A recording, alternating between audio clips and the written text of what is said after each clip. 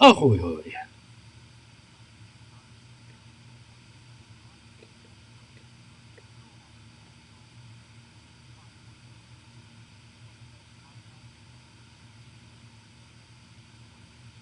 Saul, I've always wanted an excuse to get you on this show, and the fact that Dave randomly texted us yesterday afternoon and said, "Hey, I'm out this week. Have fun, guys," was a good excuse. So I'm glad to have somebody in the other chair that I actually like on this program for once. So you were kind enough to have me on the Total BS podcast with you and Justin, and I'm glad we have the ability to return the favor. I highly recommend. If you guys haven't listened to it, go check out Total BS. It is a fun look at sports, some pop culture. They go places that Tim and Dave wouldn't let me go on this show. So it was nice to be able to go there with you recently. So.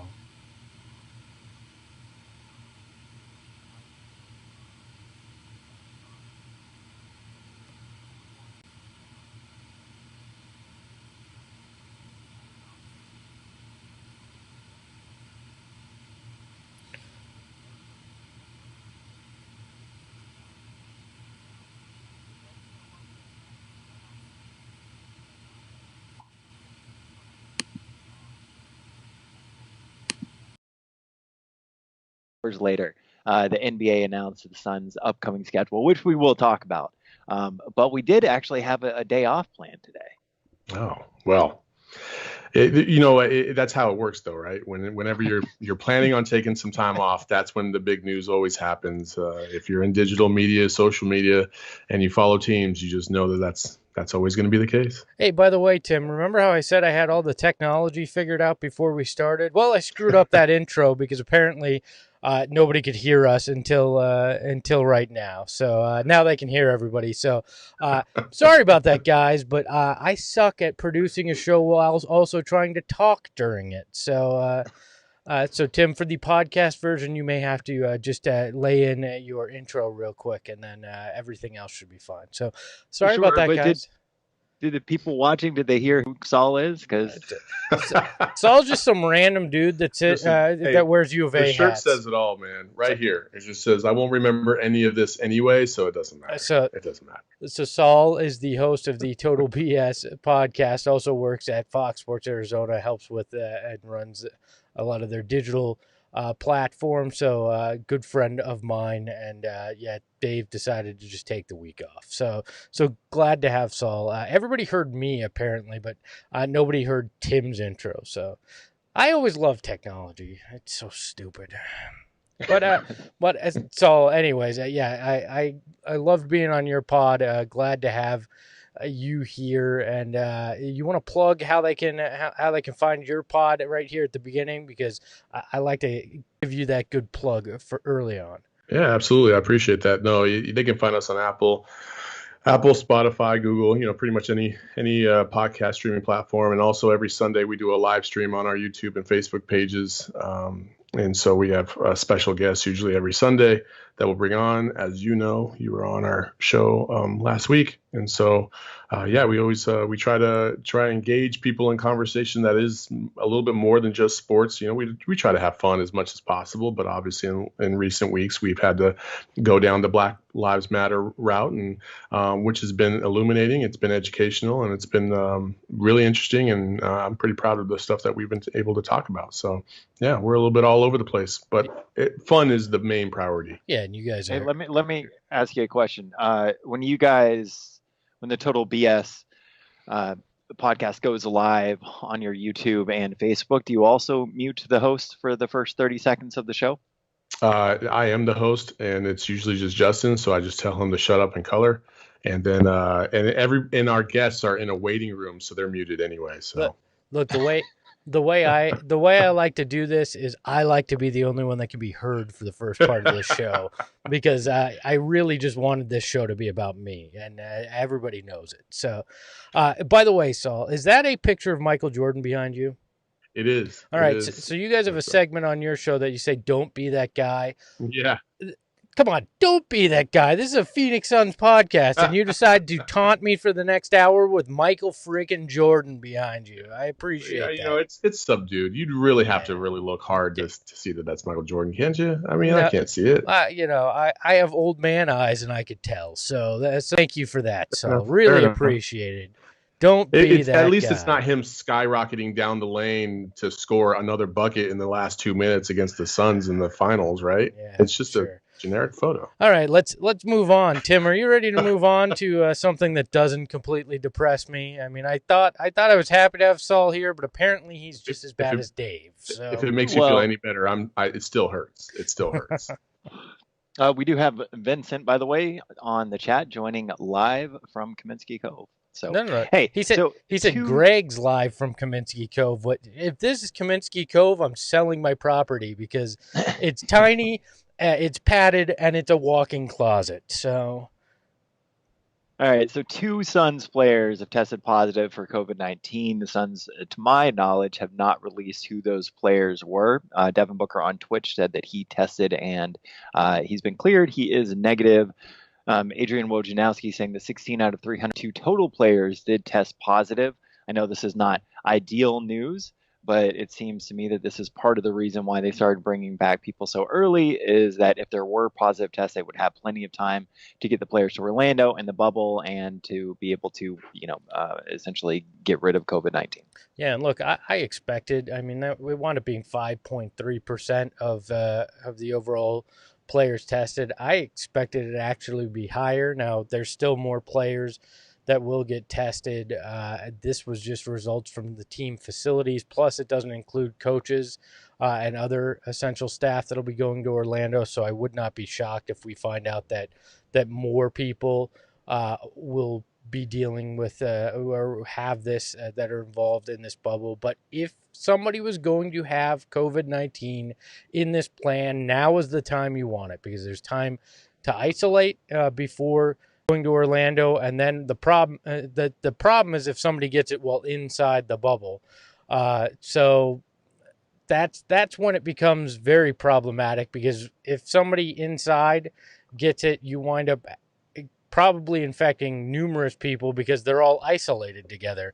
And that's the whole point of this, is if you all go in without it and then you all stay together and nobody comes in, which is what they're trying to minimize, then you shouldn't have an issue. They're the only sports league that's doing this right, plan-wise. NHL maybe.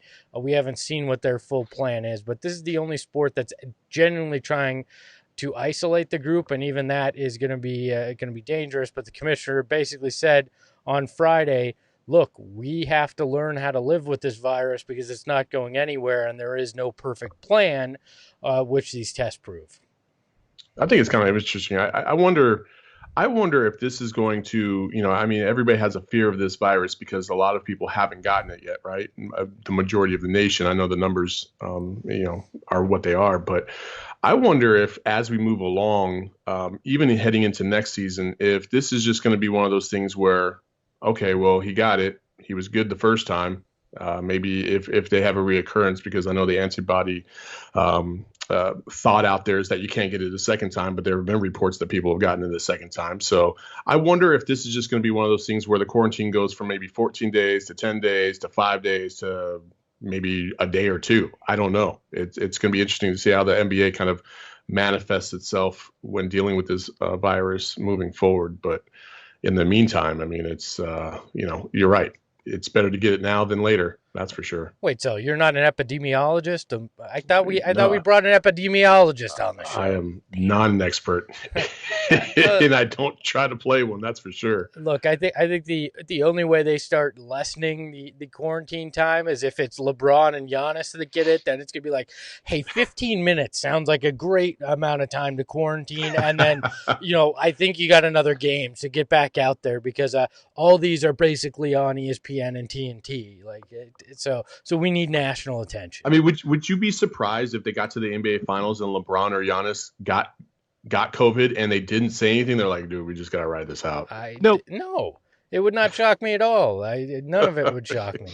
Also, I feel like that sentence was a little bit ass backwards. What it should have said is if LeBron and Devin Booker got to the NBA Finals, right? Or I guess it'd be the conference finals, if you will. Yeah, that might. Yeah, I'm not an epidemiologist. I'll just leave it there. Hey, why couldn't you play basketball in some kind of abridged hazmat suit? I mean, they'll figure it out for LeBron and Giannis. Yeah. It's so just to give you guys a little bit of a personal story. Greg knows this already. Anybody watching or listening on the podcast doesn't. But so I've been quarantined for the last 5 or 6 days essentially because I came into third degree of separation of somebody that was exposed to COVID-19, right? And it was just kind of a reminder of how easy and impossible it is, no matter what you're doing, to not, unless you're one of those people that are literally, and NBA players don't qualify for this, in their house, not leaving, getting their groceries delivered, to not in some way come in contact with COVID-19 at this point. I mean, it's just inevitable in the bubble that there is, even if the NBA does everything right, there are still going to be, hotel staff, for example, and even if those hotel staff are doing it right, let's say one of their significant others waits tables, something along the lines, right? Like there is no way that they are going to be able to avoid it, no matter how close knit the bubble is. No, I mean, if it makes you feel any better, I'm in day 3 of quarantine right now because my fiance had 2 people at her work actually get COVID, and so they shut the whole clinic down for 2 weeks, and she's been here and no symptoms, luckily, and we're just trying to be safe and do our part so we don't affect anybody else in case we do have it. So. Yeah, it's just crazy, and it's starting to become like 6 degrees of Kevin Bacon, where you're going, okay, I knew this guy who knows that guy that knows that guy. I gotta sit in, and I'm glad everybody's doing their part. I'm doing mine as well, but this is going to be one grand experiment when it comes to sports and this bubble with the NBA and how they try to figure out and how to navigate it.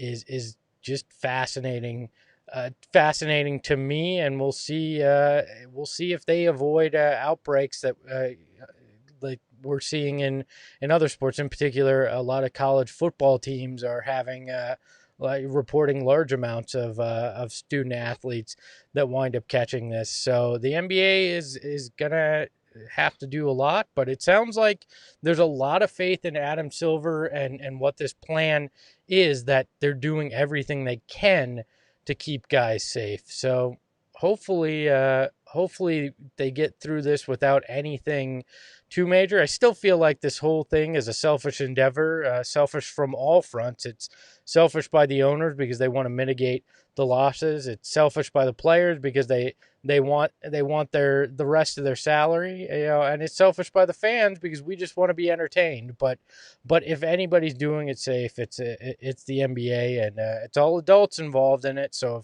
if they're making the choice to do it, there's not a lot that can be done otherwise. Anyways, so I might as well enjoy the selfish choice of going back to work too.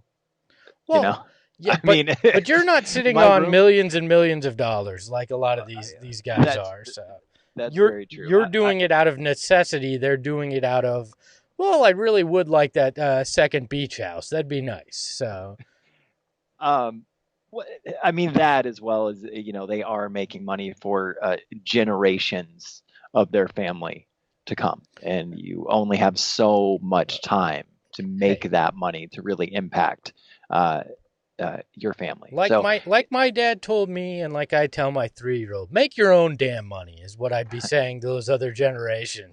I'm working my ass off. You can do it too. All right. I mean, I'm just saying, if I could set up my grandchildren, I would. At this point, I'm having a hard time setting up my dog. You know what I'm saying? Well, that's because you spend part of your time doing this, and this is a fruitless endeavor outside of meeting people like Saul, but otherwise it's fruitless. No, that's not true. We make enough money to buy a tank of gas a month, which is pretty cool. It's true, which is pointless in quarantine.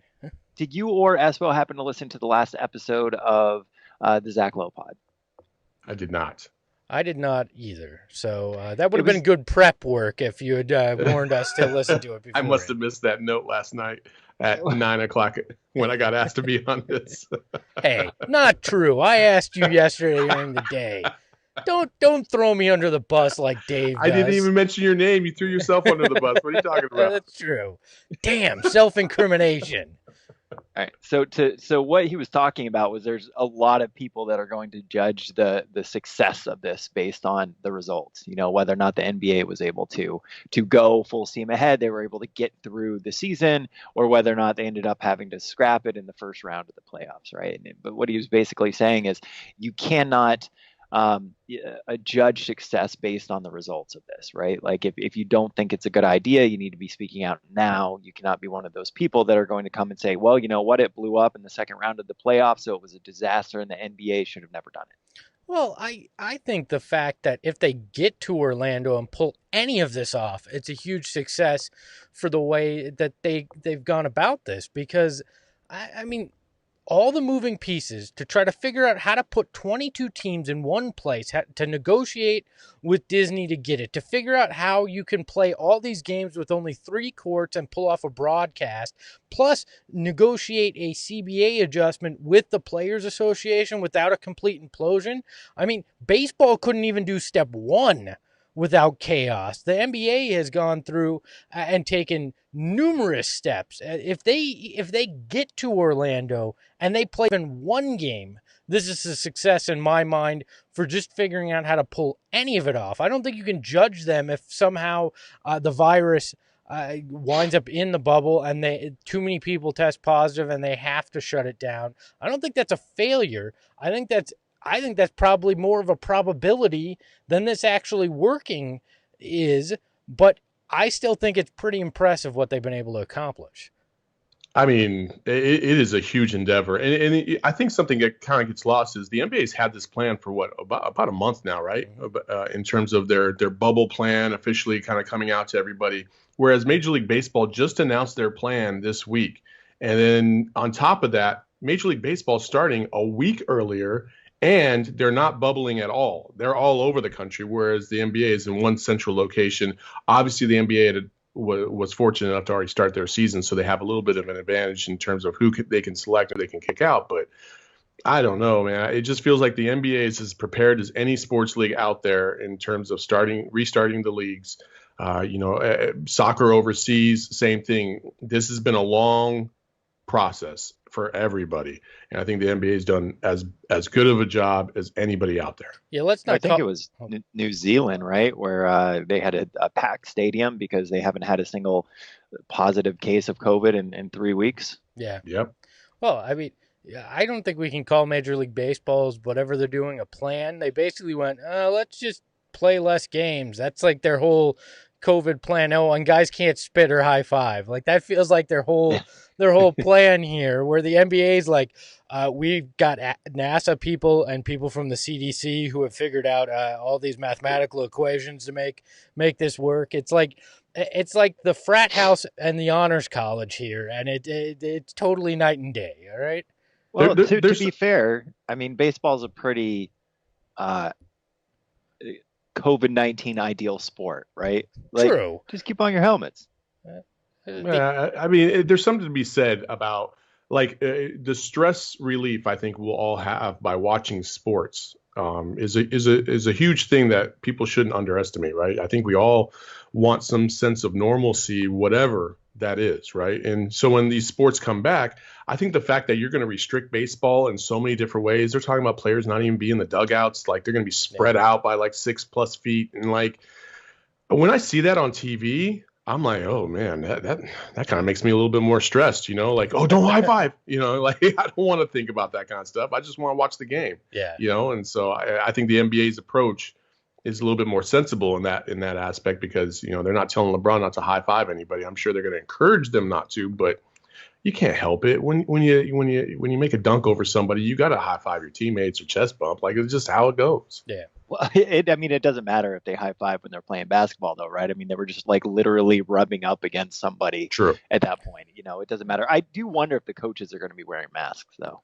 That seems like an easy thing that they could be doing. I think it depends on the coach. I think they're going to wind up requiring guys like Alvin Gentry and Mike D'Antoni, Greg Popovich, those guys that are in that age range, or any coach that has some pre-existing condition that makes them vulnerable to wind up wearing them. I don't see how they're going to get around it with the just the ramifications if one of these older guys winds up catching it. I mean, that's the scariest thing out of all of this. An older referee, an older coach, somebody that isn't a player that's vulnerable to this in some way gets it, and something serious happens. That doesn't just derail a season. It becomes a much larger issue and becomes a tragedy, but also probably stops all other sports if something like that happens in any of these sports, because then it becomes abundantly clear this is just immensely irresponsible, because you literally could cost a life. And so that's the scary side of this, and that's the part which I agree with Saul is again the selfish part. I don't want to be reminded of that while I'm watching this, because I just want to feel a little bit of normalcy. I mean, we'll get into the schedule, but I think watching 11:30 a.m. Suns game on a weekday won't feel like total normalcy, but at least it'll feel kind of normal. So, let's not talk about the schedule quite yet, but we do want to hear from everybody watching and on YouTube right now in the YouTube chat. What do you guys think about this? We'll go ahead and read some of your comments. Hey, Jim Rose, welcome back to the show. Always good to have you in the chat, my friend. It's been a while since I've seen Jim joining in. He must have been busy doing things. Yeah, well, yeah. That's tough during this time. So, more power to you if you've been busy doing things over the last 3 months. This is the only thing that and work, and I do it all within 100 feet of here. So, yeah, it's fun times. So, are we literally just going to sit here until something pops up in the chat? I mean, that makes for a really... Yeah, I wanted to get up and get a cup of coffee, but I was waiting for Saul to talk so that the camera switched off of me. Well, you just tell me that. I can switch cameras. I didn't have anything to converse about on the chat. There's only like 2 things that are... So in the chat, Jim Rose says he's in France, which means you've probably been stuck there a while, Jim. So I hope you're enjoying France. Good to have you, friend of the pod, which I'm stealing from another pod, but I don't care. That's a saying we can say. So are you, Saul, genuinely excited to watch teams like the Suns and other sports, or is that hesitation creeping in for you too? I keep going back and forth. I'm like 75% excited and 25% going, I'm not sure what the heck's going on here. So, I think at the beginning of all this, I was like that. Even about a month ago, I was feeling like this. But honestly, the way the country has handled COVID in the first place, I just feel like, what, at this point, I don't know what else you can do. People either care or they don't care. The mask is being politicized. Like, I don't care about any of that. Just do what makes everybody else safe. If you can do it, put on a mask. If you can't, just stay home. Like, I don't care. So when it comes to sports, I'm like, just play. At this point, just play. And whoever gets sick, and they'll have to get out.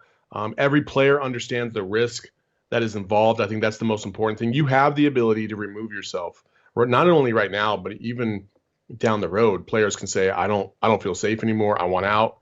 And they can bounce. And that's their prerogative. And I'm not going to hold it against them if they want to do that. So I think that because of that specific reason, if you were to tell me, right, or yourself, hey, we're going to play in a league next week, and it's up to you if you want to play. Well, I understand I'm taking a risk. I play, period. And now, granted, I'm not getting paid millions of dollars to do this, but I think that's something that every player understands, and they want to do it. And then most of them are going to go do it. So I don't really care so much anymore. I just want to see games. Look, if I were getting paid millions of dollars, for anything, I mean, heck, I could be a human sneeze guard at that point. I'd probably be like, you know what? I think I'm going to take this risk. It's millions of dollars. So I don't begrudge them on that front. I mean, I didn't want to make it sound like that, but yeah, I think you're totally right. And now my biggest problem is finding excuses to tell my bosses as to why I can't be on that Zoom call at certain times during the first few weeks of August, because there's a lot of games we'll get into that are during the day for the Suns. Hey, interesting question in the chat that I want to throw out, since you're a U of A guy, Saul, and Tim, if this is in the agenda and I missed it, well, too damn bad. I'm hijacking things. Sean in the chat wants to know, Alonzo Trier, you think the Suns will try to claim him off waivers? He wouldn't be able to play in any playoff games that the Suns get to play in when they go 8-0, but they could claim him and make him part of the future potentially. Alonzo Trier and I go way back. I don't. And, that doesn't sound like that's a good thing. Say that again. I said that doesn't sound like it's a good thing the way you said that. No. He got upset because I said that he needed a lot of work because he fell down. He fell apart down the stretch almost every year, like last 10 games of every season, and I wanted it for U of A, obviously, and in the tournament. And I wanted to see more. And when I saw them play against Buffalo, I thought he looks a lot slower than these other guards for Buffalo and didn't look as strong. And I was worried about how he was going to be able to translate to the NBA game, because it's not isolation when you're trying to come off the bench for most NBA guards trying to make their way into the league. And so, but he survived and he did his part, got a 2-year deal for $7 million and then got cut. I don't think he is the best option for the Suns in any regard, especially if you were thinking about possibly bringing on for next season. We all know that once the ball goes to Kelly Oubre, there's a tendency for the ball to kind of stick with Kelly Oubre for a little bit. If you add Alonzo Trier to that mix, now you have two guys where just kind of the ball just doesn't move as well as it should, because Alonzo Trier is definitely an ISO guard, and that's why his tag is ISO Zoe, because that's what he lives on. So if you need a scorer, if you need somebody that's going to be able to provide a little bit of a punch, and you just desperately need a little bit more scoring off the bench, I think it's not a bad option, but I don't think it's an option for the Suns. The Ayton relationship doesn't play anything into it, you think? No, not even a little bit. All right. Good perspective, because I would have been like, sounds like a good potential backup guard, because they have none. So thank you for the insight. You know what the Suns don't need? What's that? Is another shitty backup guard. Like we've collected enough of them. Yeah. So before we get into the schedule, Saul, I do want to ask your opinion. Obviously, the Suns do have the ability to bring somebody on for the remainder of the season. In the chat, in the document that we prepared, and we've talked about a little bit on the show, there are some free agent names. You got Trey Burke, Isaiah Thomas, Derek Walton Jr., Alan Crabb, Jamal Crawford, Gerald Green, CJ Miles, Tyler Johnson no longer on the board. He signed with the Nets. DeMarcus Cousins and Anthony Tolliver. Do any of those names intrigue you, and do you think that the Suns will or should pick up another player? I actually like Alan Crabb. Alan Crabb, he's a lengthy guy. He can score a little bit. He can play a little bit of defense. We've seen Gerald Green. We've been there, done that. Same with Jamal Crawford. I know a lot of people love Jamal Crawford, and I appreciate everything that he's done in the game. I'm just not a big Jamal Crawford fan at this point. I know a lot of players love Jamal Crawford, and they would like to see him. I don't see a particular role for him on this team. This team is in development mode. They're not in trying to win immediate mode. And by adding Jamal Crawford or somebody like that, or even Gerald Green at this point, none of these guys are going to be developing for the future, right? So I think Alan Crabb is probably the one on that list that appeals to me the most. Trey Burke, man, I really want to love Trey Burke, but man, he's got so many holes in his game that it just doesn't seem like a good fit. We've been there with Isaiah Thomas, and DeMarcus Cousins and Anthony Tolliver are a big no for me. DeMarcus Cousins, there's just no point for that, because he can't run up and down the court as well as you're going to want him to. And Anthony Tolliver, more of a defensive-minded player, and I would like to see a little bit more scoring from that position anyway. So as a backup to Deandre or whoever else they bring in, I don't think those are viable options. Oh, look, you're finally somebody else that agrees with me on the Jamal Crawford side of things. I actually got blocked by Isaiah Thomas for saying that last year. He got a little upset that I said I had seen enough of Jamal Crawford, and you can give me the young guys now for the Suns. Like, I don't know what that really adds to the mix if you bring him in.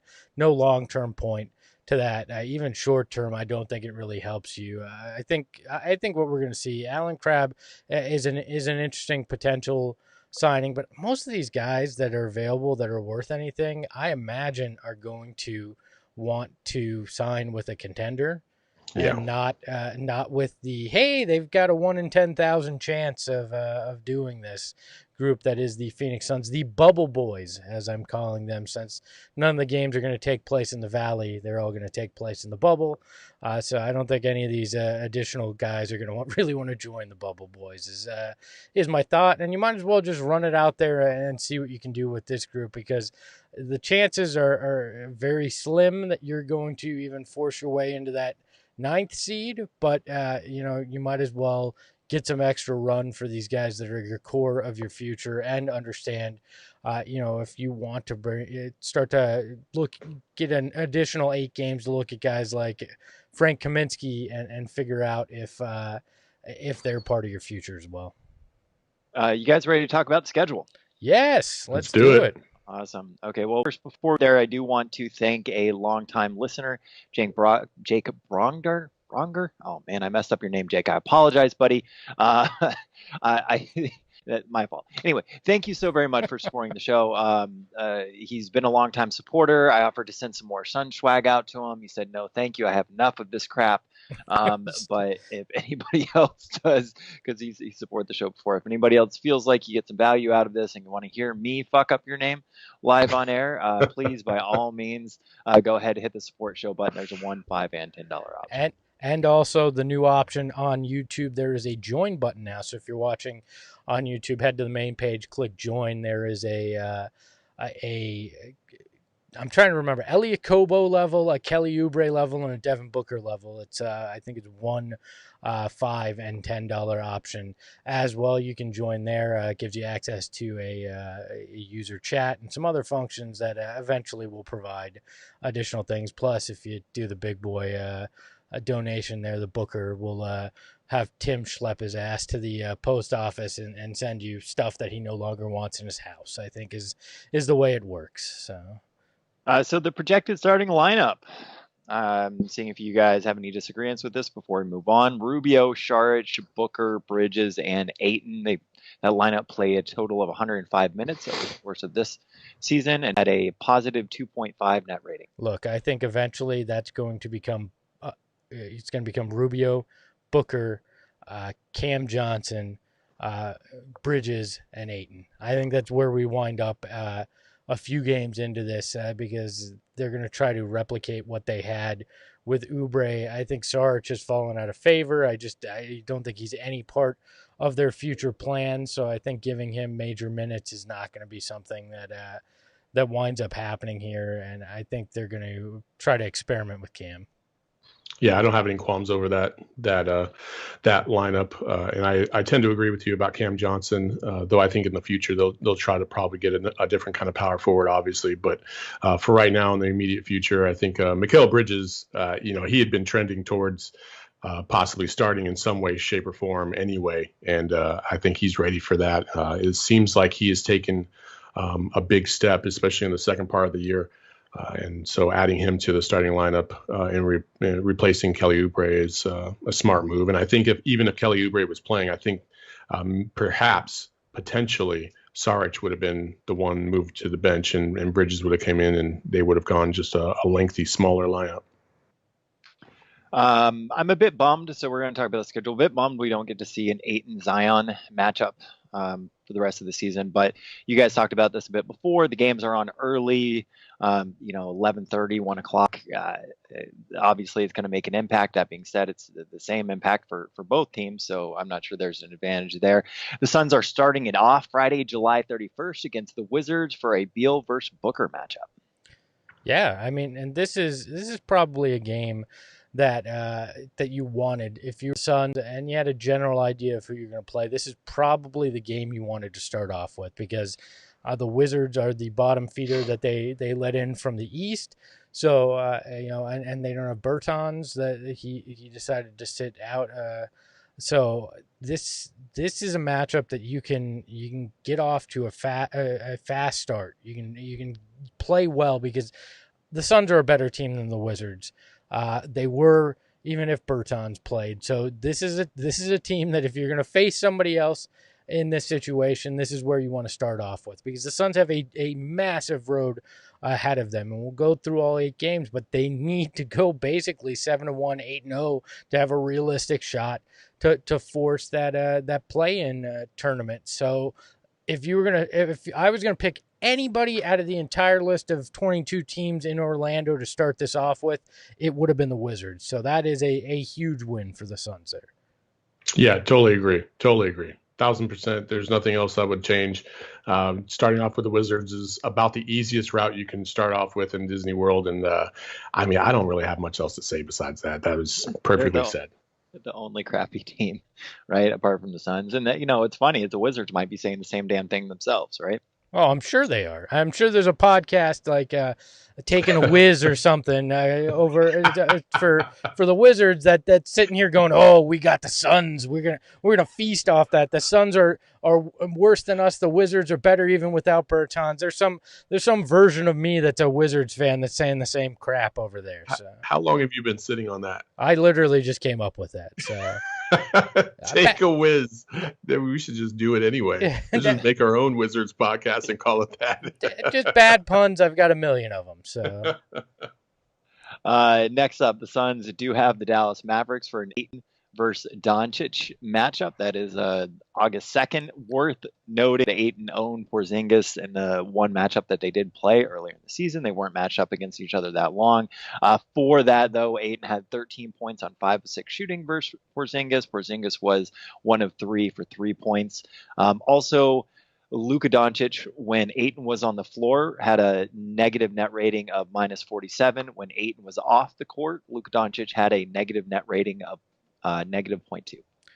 Look, Sam Vecini actually wrote a pretty good article on the development of DeAndre Ayton and how much he improved from year to year, and his defensive rating improved, and he didn't look as hesitant to play better defense this year as he did last year, especially only getting a short sample size, I believe it was like 8 games. So, and I'm also conflicted when people say Doncic versus Ayton, because there's very, very rarely in the game do you ever see that matchup. It makes sense to me when people say LeBron versus Kawhi, because those two are probably going to get matched up against each other. I understand this is just semantics, but still, I understand it's a battle of first round picks, but I don't get it because they don't guard each other. Look, anytime these two, that's always going to be the storyline here, and it forever will be.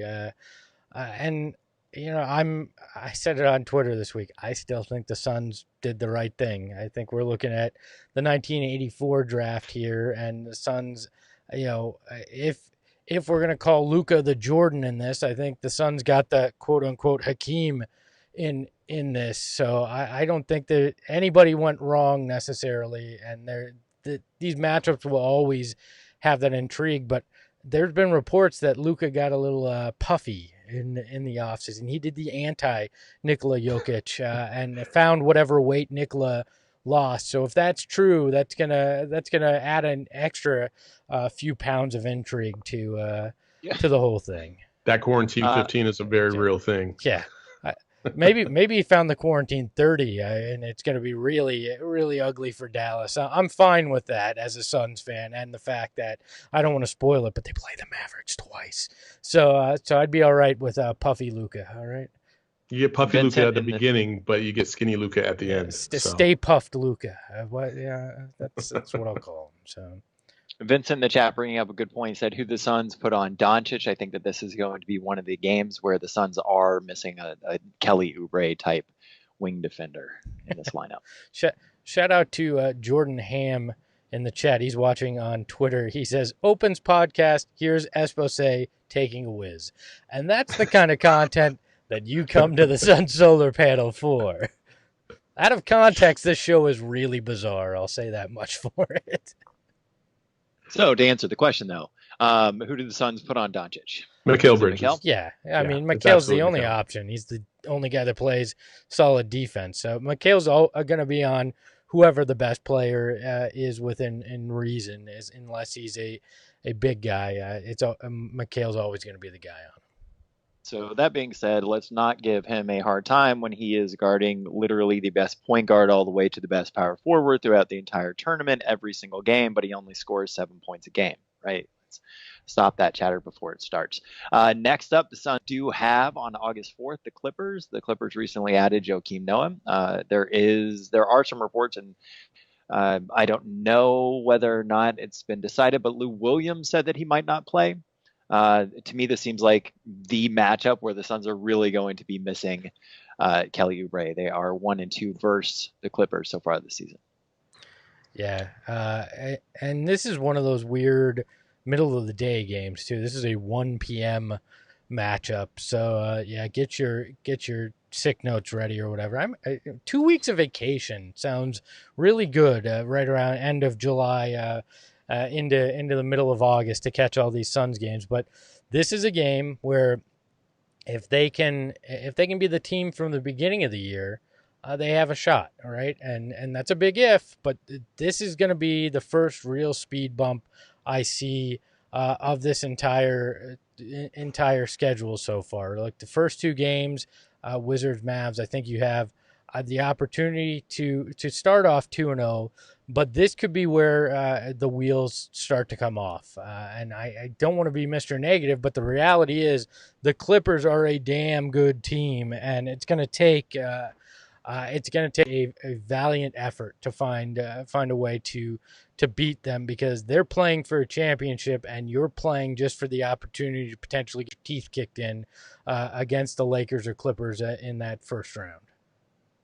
I mean, the Clippers, in my estimation, if the Suns aren't going to win the whole thing, the Clippers are the ones that I think are going to take the title home. I just think that defensively they're just too good, and offensively they have enough to get past like a LeBron, if you will, and whoever else may face. And the Suns are going to have their hands full for sure. You know, they struggled with them early on. And the first time around, when they did the one game that they did win, they played out of their minds. They played probably one of their best games of the season. And Booker definitely took on that challenge against Patrick Beverley, but the next two times, not so much. And I think they're going to have their hands full for sure against Kawhi and company. Trying to think, I feel like that win against the Clippers earlier in the season, one of either Kawhi or Paul George was missing. Paul George was out. Yeah, Paul George was out. That's right, with the shoulder. Yeah. Next up, the Pacers. Doesn't that feel like it was like 3 years ago? Wow. Oh my gosh. It was mentally. Just 2020, man. I guess it was 2019. I mean, honestly, the fact that when the entire continent of Australia was on fire, and that feels like that was years ago, that was just earlier this year. Yeah. August 6th, the Suns taking on the Indiana Pacers. Obviously, TJ Warren is going to have some thoughts with that game. Victor Oladipo not guaranteed to come back, and the Suns did lose to Indiana this season. And a pretty embarrassing loss, if I remember correctly. I feel like that was one of the ones that was right before All-Star break, right? Indy was seeing a bunch of players. The Suns came out, and they were just lethargic. I think this is the linchpin game. I think this is where either they have a realistic shot at making noise, or we realize, okay, well, this was a fun exhibition for the Suns, but now maybe it's time to put the bubble boys on bubble wrap and let a lot of these the bench crew do the heavy lifting for the remainder of this, because I think they're probably sitting 2-1 at this point. 3-1, you're feeling good. 2-2, it becomes I know it's only a one-game swing there, but it becomes very difficult to be part of the picture. So this is a key game in my mind to try to figure it out. You have to be 3-1 after this one. 2-2, you're done. There is no if.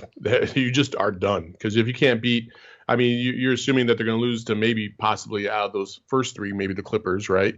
Yeah. Possibly the Mavs, but most likely the Clippers. And then if you don't beat Indiana, you're toast. You're toast. You have to be 3-1 after this game, because you got four other beasts coming right around the corner, and you can't do anything about those. Yeah, and 3-1, we're all excited. I think at that point we're all kind of getting to, okay, maybe something magical can happen. Maybe they can shock the world. Now it's going to depend on what all those teams in front of you have done, because they're all sitting 3-1, and I did not analyze who's playing who if that's possible. But if a majority of those teams are sitting at 3-1 as well, you're still in a world of hurt to try to jump all those teams. But I think 3-1, there's going to be a buzz with this fan base. 2-2, we'll go, well, it was fun. And if they're 1-3 at this point, most people are probably tuning out from at least the Suns portion of this, even as Suns fans. So 3-1, I think is legitimate here. I really do. And if they're 4-0, I'm going to be doing a podcast every hour on the hour, because that'll be really exciting. And next up, they do have the Miami Heat. Obviously, they're really going to be missing Kelly Oubre for this one, but do not sleep on the Miami Heat. They have been great this season, and they're an incredibly scrappy team. And honestly, I don't think that's a very good matchup for the Suns at all. I think the Heat actually are a sleeper pick in the East to make the finals. I think they're one of the teams that could actually trip up Giannis and the Bucks. So that's not an easy game at all. And our friend Goran Dragic always finds a way to play very well against his former team, and he's just the backup point guard now over there. So I really think this is going to be a tough game, on par with that Clippers game, and so if you're sitting at 3-1, it doesn't get, to Saul's point, it does not get any easier. This is a hellish route to try to surprise people, and they're going to have to be at the top of their game. And you're right, Tim. I think this is one where not having Kelly Oubre, not having that energy, not having that extra scoring could really become difficult for them. Yeah, I think this is where the inexperience of the Suns comes into play to a degree. I think for younger teams to play other teams that are as versatile, if not more versatile than they are, it's tough to adjust to those styles. And the Miami Heat are one of the best in the league in terms of being able to play many different styles. They can go small, they can go big. Bam is huge down low. Tyler Hero's come on. There's just so many parts to what they can do out there that make them a uniquely difficult matchup for this Suns team. So I think I agree. It'll be one of their toughest matchups. I don't know about the toughest matchup because I think that's coming up here in a couple games. But I think the Miami Heat, that's a tough one. Now, I will say this. If the Suns are able to go 3-1 and they ended up beating the Heat at 4-1, then I start to lose my mind.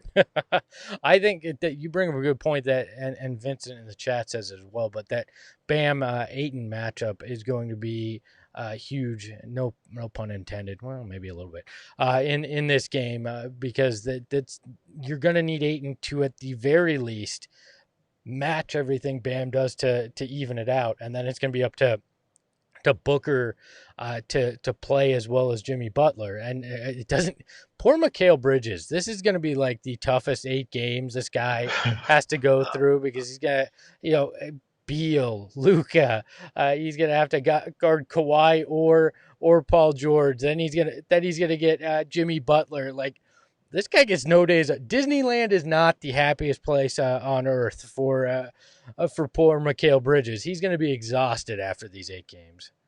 Dude has just been lifting the entire time, I bet.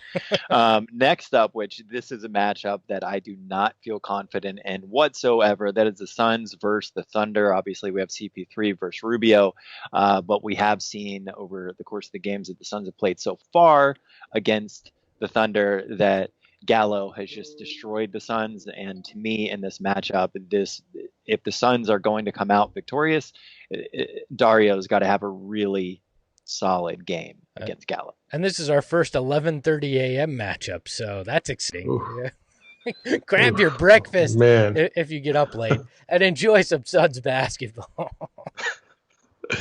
Oh man, that's going to be a tough one. That is tough. You don't forget about Frank Kaminsky too. He's going to be back, which will help a little bit in trying to guard the perimeter bigs. But again, going back to your Bam versus Ayton matchup, it's the same thing. When you're talking about OKC and who they have down low, it's just the guys that just want to pound you.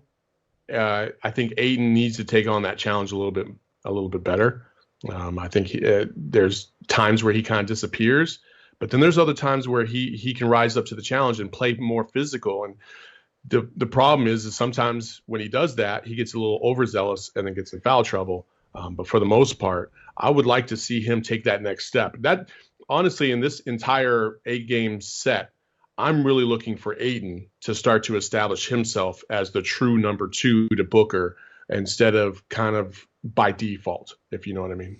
Yeah, the thing that I hate with the Thunder matchup too is it's just not fair because the Suns struggled to get one point guard for the last 4 years, and the Thunder have 3 guys that legitimately could start for teams, and Chris Paul, Shai Gilgeous-Alexander, and Dennis Schroeder. So, yeah, that's going to be fun when you're watching that, and then you realize, hey, Elliot Kobo's coming off the bench. Get excited. I mean, Chris Paul too. He's still really good, and he was also on top of Gallo, just carving up the Suns late in those matchups. Yeah,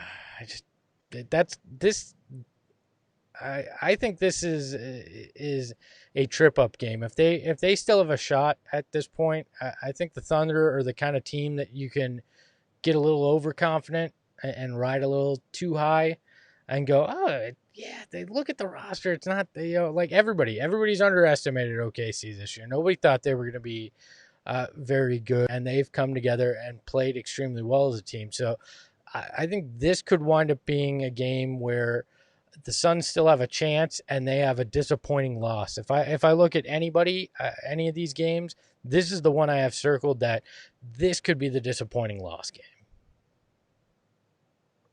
Yeah, disappointing or expected? I think disappointing. I think they can compete with OKC, but if they start, if they're sitting with a chance still at this point, I think it's a classic trap game where you just overlook it because there's not the big superstar. Chris Paul is very good, but he's on that backslide of it. I think this is where you may overlook this team, and not rightfully so. This is a very good team, but I think if you're still in the picture at this point, this may be the one where they get the doors blown off of them, and everybody goes, "Where the hell did that come from? They were playing so well." And coming up, the game that I think Saul was alluding to earlier, Phoenix Suns versus the Sixers, where clearly we have Embiid versus Ayton. Those matchups have not been incredibly favorable so far. Saul, your thoughts on this game? Yeah, that's exactly the game that I was more looking for. Joel Embiid, if you're not ready for him, obviously he's a head case, and he could be plenty for DeAndre Ayton to try and match up with. It's just too difficult of a matchup for DeAndre right now because he's just not there yet in terms of his all-around game. Whereas Embiid, he's crafty. He talks a lot of smack. He's good, obviously. So it's going to be interesting to see how Ayton kind of takes what he learned from last year, because that's the last time he played him, and takes it to this year because in the first matchup, Ayton was out. So we'll see how it goes. But I just think matchup wise, all over the court, just too much sauce for the Suns to deal with in this particular game. But again, they beat him the first time around without Ayton. I believe Embiid was out that game too, so it was kind of even on both sides. But this time around, they'll have them both, and I think the advantage definitely goes to the Sixers in this regard, and frees up a little bit more for those perimeter players for the Sixers to get off outside of, obviously Simmons, who can't shoot a lick. Yeah, just leave him out there. He can shoot as many threes as he'd like. Yeah, he's on ISO Island out there. He'll also get about 15 steals in 3 minutes, though. That's true. Is ISO Island anywhere near Waiters Island? It seems like they might be close.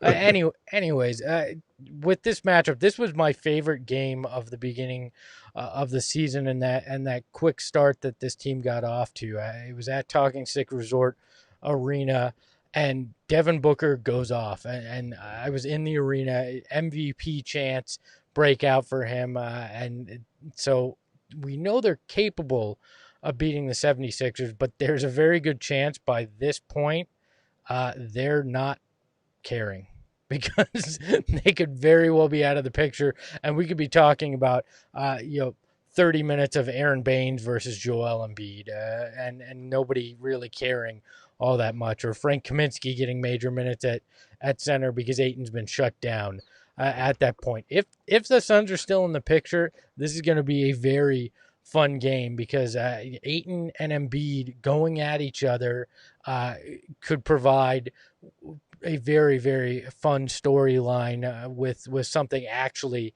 on the line. And then looking at Devin Booker and Ben Simmons, they have the Jenner Kardashian connection. Actually, I think they both dated Kendall, if I'm right, or one of them dates. I don't know. They all have some connection, so there could be some ill will there that we are not aware of that could fuel some fun one-on-one matchups between Book and Simmons. Or some sort of menage a trois that gets a bunch of coronavirus going around. Oh, Jesus. Her bubble isn't allowed in the bubble, all right? All right, so, real quick, you were talking about shutting down players. We've just had 4 months off, right? I understand the thought process and not trying to get somebody hurt before you get into next season, but you don't even know what's going to happen next season. You don't even know if there's going to be a next season. You know what I mean? So, like, as a fan, how would you feel if they were like, oh, yeah, Ayton out, precautionary reasons just to save them for next year? Would you be upset? It's only 8 games. No, if they're at a point where they're out, I don't care at that point. I'm not gonna complain about that. Just like I'm not gonna complain too much about Kelly Oubre deciding that it was better for him long term to not play at all. But for Ayton specifically for Ayton, because he already missed half the season anyway. It feels like, well, he did. Specifically for Ayton, yeah, maybe there's a little less onus to try to put him on ice at some point. But it depends. If he turns an ankle in this or anything, even if there's the littlest thing, I will not begrudge them if they are out of contention, considering shutting him down and other people, quite frankly. Because the last thing you want is to be out of contention, playing meaningless games in a bubble, and have a Devin Booker or Deandre Ayton or even a Mikal Bridges have some serious injury. Because if they are playing next season, that turnaround is very, very short between when these games end in the middle of August and when you wind up back at training camp sometime in November with a December start. So you don't have a lot of room to play with here. Especially if you're a contending team, right? It just feels like, yeah. Go ahead. Sorry. I was just going to say, if you're like the team that makes it to the finals, what is it, like a month turnaround? Yeah. Oh yeah. If you're playing in the playoffs, that turnaround's even more compact. But even for the Suns, if they only make it till the middle of August, not a lot of downtime to rehab a major injury before you're right back at it. So I understand considering that if it comes up. So it feels like Ayton has played 7 out of 10 games anyway in his career, just because he's always, he has a tendency to get hurt with that foot over and over again. So I'm like, I'm willing to take the risk because chances of you getting hurt again are probably kind of significant. So I might as well go ahead and play you because you need all the development work you can get. And again, we're talking about the middle of August. They're done, right? If they're done, middle of August, you got September, October, November, 3 more months. So about 14 weeks roughly to rehab that injury if they start December 1st. I think that's plenty of time, man. Get your butt out there and play. So last game of the season, the Suns are taking on Dallas Mavericks. Guess the starting lineup for the Phoenix Suns. Oh, geez. Who's the backup point guard nowadays? There is none still. There's a bunch of guys, but there is none. It's just a bunch of dudes out there. I'm just gonna go with the first 5 from the first Mavs matchup. I'm gonna stay on the side. We're gonna thrive in optimism today, gentlemen, and we're gonna say that they're gonna be 6-1 or 5-2 at this point, and they have a chance. They have a chance, just like their social media socialed out. So you're saying there's a chance. I'm going to say they're going to have a chance. And so the full starting five from the first matchup, including Saric in that first five, I think that's the squad they're going to roll with. So Tim, it's going to be Javon Carter, Elliot Kobo, maybe Cam Johnson, because you just don't have that many guys on the roster, so he might have to play Saric and Baines or Kaminsky. No, Shaq. Oh yeah, I forgot Sheck Diallo will be playing center, and we'll all go, why are we subjecting ourselves to this right now, and yet pour it into my veins because I need this. That's how we're all going to be. And I think you underestimate the likelihood of Ty Jerome starting one of the games. I think Ty Jerome is going to play a decent amount of minutes and show that he's not as bad as we thought. So they may go, you know what, we can throw Javon and Ellie out there because we've got a guy that may be at worst our third point guard next year. Well, let's protect him a little bit. Oh my God, if we see a Ty Jerome and Ellie Kobo combination at any point, your head's gonna explode. I'm going to turn off the games. I'm not going to watch that. I'm not going to. We have all collectively, this is not about me, had years and years of shit ass basketball from the Suns. Do not run out Ty Jerome and Ellie Kobo at any point unless it is the final 2 minutes of a game in which you are up 30. You see what Vincent said? Jerome, LeCue, Johnson, Kaminsky, check. I forgot about LeCue. Yeah, get Jalen LeCue in there. I love LeCue. What do you think, Saul, about LeCue? Man, his game. I think he's athletic as hell, and I love his. I like his creativity. I think he has a lot of room to work on his shots, which at his size he desperately needs to develop that. But the kid can score. And so, I think I say, why not? You might as well give him a couple shots at this in these next 8 games just to see what he could do on the big boy stage, especially with no fans. I think this is a relatively stressless environment to a degree. Obviously, with COVID, that's a different thing. Or these could be just like your regular down the street rec pickup games, and that's the thing that I'm looking forward to the most is the uncontrolled sound that we're going to be able to have access to. You're going to hear all the trash talk on the court because the mics are all going to pick it up.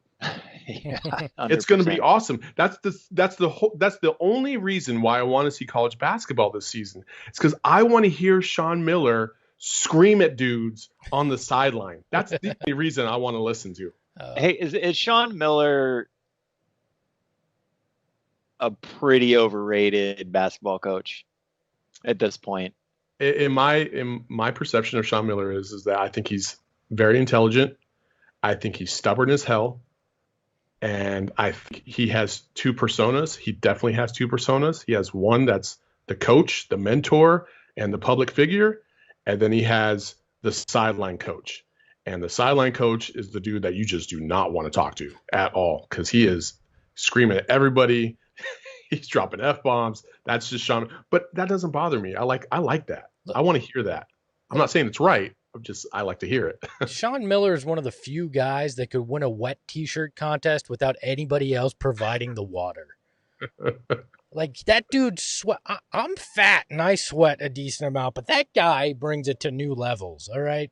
It looks like he's doing the ice bucket challenge without any ice bucket. It's crazy what that guy is sweats when he's yelling on the sideline. Yeah, this show's gone in weird places today. It has. But I mean, again, like Monty Williams, I want to hear what he's screaming at Ayton on the court. Like we've all been wondering these things, right? All season long. What is he saying to Ayton when he comes off to the sideline? What is he saying to Devin Booker? What is he screaming across the court at, certain players, XYZ? And if you're not sitting courtside, you don't hear any of that. So I want to hear that kind of stuff. And I think this is going to give us such a great insight into what these coaches are really all about, how much they control the play on the court, and how much they just kind of let their players do what they do. For the most part, and there's been 2 games this season where I've sat behind a bench.